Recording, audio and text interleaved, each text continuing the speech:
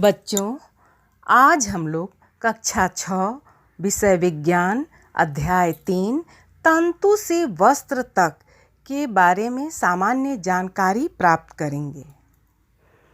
बच्चों, हम लोग रोज कपड़े पहनते हैं। कई तरह के कपड़ों का हम अलग अलग उपयोग करते हैं। हमारे कपड़ों में कई तरह की विविधताएं होती हैं। जैसे कुछ कपड़े मोटे होते हैं, कुछ महीन होते हैं, कुछ रंगीन होते हैं, तो कुछ चमकीले, कुछ खुरदरे आदि होते हैं। आखिर ये कपड़े आए कहाँ से? कैसे बनते हैं ये कपड़े?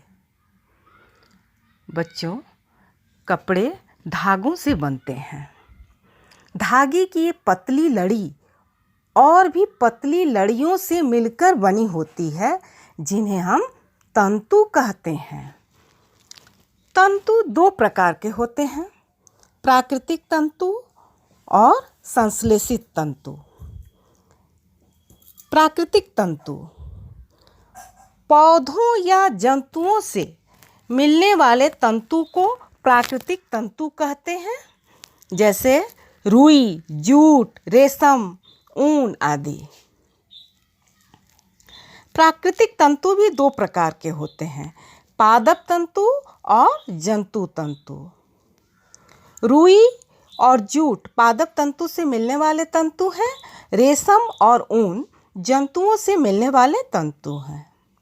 संश्लेषित तंतु मानव द्वारा निर्मित तंतु को संश्लेषित तंतु कहते हैं, जैसे नायलॉन, पॉलिस्टर, एक्रिलिक आदि। बच्चों, हमारे देश में रुई की खेती महाराष्ट्र, गुजरात, हरियाणा, पंजाब, तमिलनाडु, मध्य प्रदेश, राजस्थान आदि राज्यों में होती है। रुई की खेती के लिए काली मिट्टी सबसे अच्छी मानी जाती है।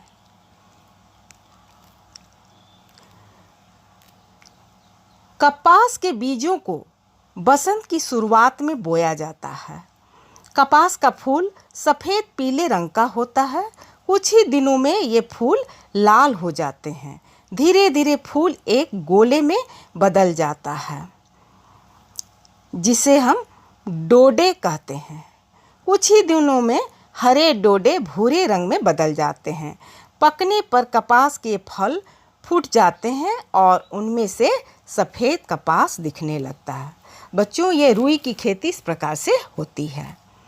और बच्चों, ये कपास जो निकलता है, क्या हम जिस रूप में देखते हैं क्या वैसा होता है? नहीं, ये कपास ओटना किसे कहते हैं बताइए तो?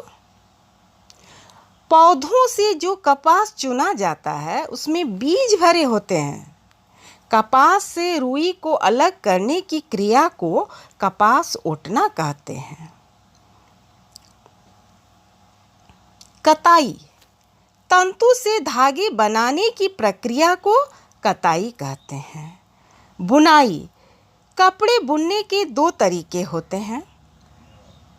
अंग्रेजी में इन्हें वीविंग और निटिंग कहते हैं। हिंदी में दोनों तरीकों के लिए बुनाई शब्द का ही प्रयोग किया जाता है।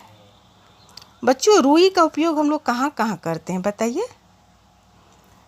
बच्चों, रुई से तो कई तरह के कपड़े बनाए जाते हैं, जैसे बिछावन, पर्दा, साड़ी, फ्रॉक, कुर्ता, तौलिया आदि। और रुई को तकिए और रजाई में भी भरा जाता है। जूट पटसन तंतु को पटसन के पौधे के तने से प्राप्त किया जाता है। भारत में इसकी खेती वर्षा ऋतु में की जाती है। भारत में पटसन को प्रमुख रूप से पश्चिम बंगाल, बिहार तथा असम में उगाया जाता है। बिहार के कटिहार, मधेपुरा, सहरसा, खगड़िया, सुपौल तथा दरभंगा जिलों में जूट अधिक उगाया जाता है। जब पौधे में फूल आने लगते हैं तो उसे काट लेते हैं। कुछ दिनों तक इसके तनों को पानी में डुबो कर रखा जाता है, ताकि रेशों को अच्छी तरह अलग किया जा सके। फिर इनको पानी में पटक पटक कर धुलाई कर देते हैं।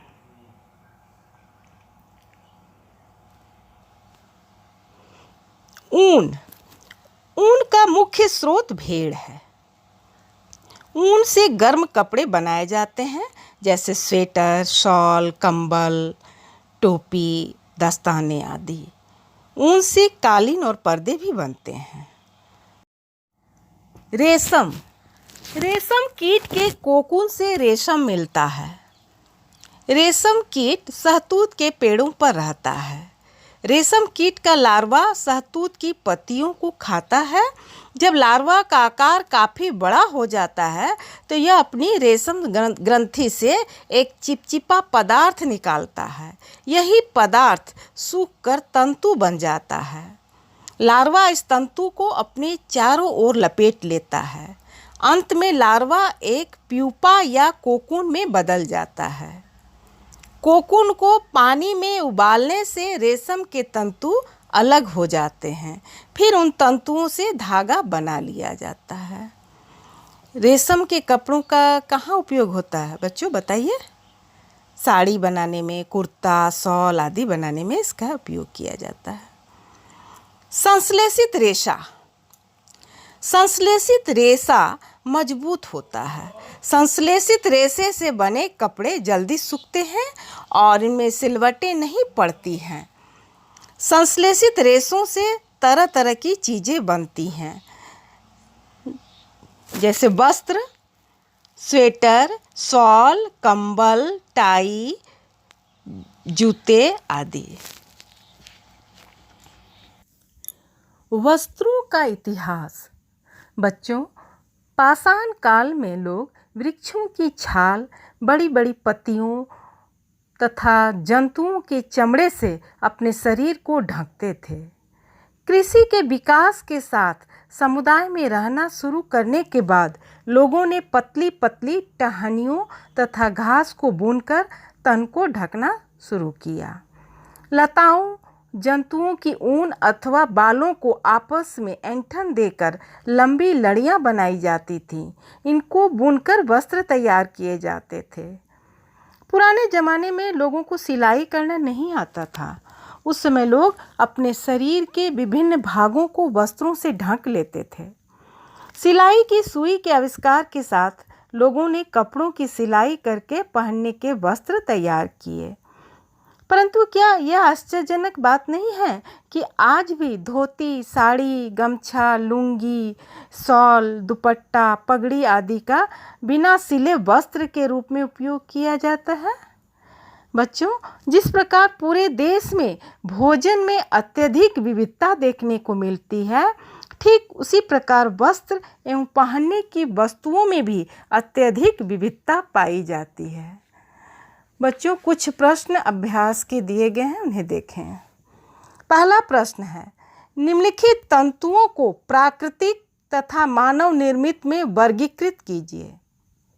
नायलॉन मानव निर्मित, ऊन प्राकृतिक, रुई प्राकृतिक, रेशम प्राकृतिक, पॉलिस्टर मानव निर्मित, पटसन प्राकृतिक।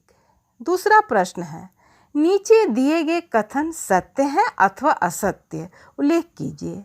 क, तंतुओं से धागा बनता है, सत्य। ख, कताई वस्त्र निर्माण की एक प्रक्रिया है, असत्य। ग, जूट नारियल का बाहरी आवरण होता है, असत्य। घ, रुई से बिनौले हटाने की प्रक्रिया को ओटना कहते हैं, सत्य। अंग, धागों की बुनाई से वस्त्र का एक टुकड़ा बनता है, सत्य। च, रेशम तंतु किसी पादप के तने से प्राप्त होता है, असत्य। छ, पॉलिस्टर एक प्राकृतिक तंतु है, असत्य। तीसरा प्रश्न है, रिक्त स्थानों की पूर्ति कीजिए। क, कपास के पौधे और पटसन के पौधे से पादप तंतु प्राप्त किए जाते हैं। ख, ऊन और रेशम जंतु से मिलने वाले तंतु हैं। चौथा प्रश्न है, सही विकल्प को चुनिए। क, वैसे वस्त्र के तंतु जो पौधों एवं जंतुओं से प्राप्त होते हैं कहलाते हैं। एक में है प्राकृतिक तंतु, दो मानव निर्मित तंतु, तीसरा है प्राकृतिक एवं मानव निर्मित तंतु, चौथा इनमें से कोई नहीं। बच्चों, इसका उत्तर होगा प्राकृतिक तंतु एक। ख, मानव निर्मित तंतु हैं एक पॉलिस्टर, 2 में नायलॉन, तीसरा एक्रिलिक, चौथा उपयुक्त सभी। बच्चों इसका उत्तर होगा उपयुक्त सभी। गौ, बिहार के निम्न जिले में जूट अधिक उगाया जाता है। एक में कटिहार, 2 मधेपुरा, तीसरा है सहरसा, चौथा उपयुक्त सभी। बच्चों इसका उत्तर होगा उपयुक्त सभी। घ, रेशों से धागा बनाने की प्रक्रिया कहलाती है कताई, बुनाई, धुनाई, रंगाई। बच्चों इसका उत्तर होगा एक कताई। अंग, धागे से वस्त्र बनाने की विधियां हैं बुनाई, बंधाई, बुनाई एवं बंधाई, इनमें से कोई नहीं। बच्चों इसका उत्तर होगा 3, बुनाई एवं बंधाई। 5वां प्रश्न है, रुई तथा जूट पटसन के किन भागों से प्राप्त होते हैं?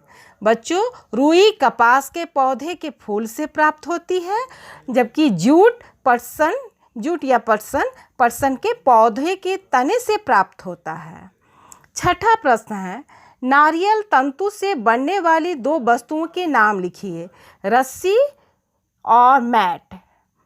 7वां प्रश्न है, तंतुओं से धागा निर्मित करने की प्रक्रिया स्पष्ट कीजिए। बच्चों तंतुओं से धागा बनाने की प्रक्रिया को कताई कहते हैं। इस प्रक्रिया में रुई के एक पुंज से रेशों को खींचकर ऐंठते हैं। ऐसा करने से रेशे पास पास आ जाते हैं और धागा बन जाता है, जिसके लिए तकली या चरखा का उपयोग किया जाता है। तो बच्चों बस आज इतना ही।